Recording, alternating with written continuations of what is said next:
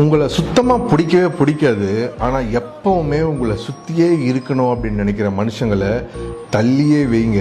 ஏன்னா அவங்க ரொம்ப ஆபத்தானவங்க. They don't clap for you or they don't appreciate you, but they want to stay with you. Why? Because they want access to what they secretly envy. உங்களோட ஒவ்வொரு அசைவையும் கவனிப்பாங்க, உங்களை அப்படியே காப்பி அடிப்பாங்க.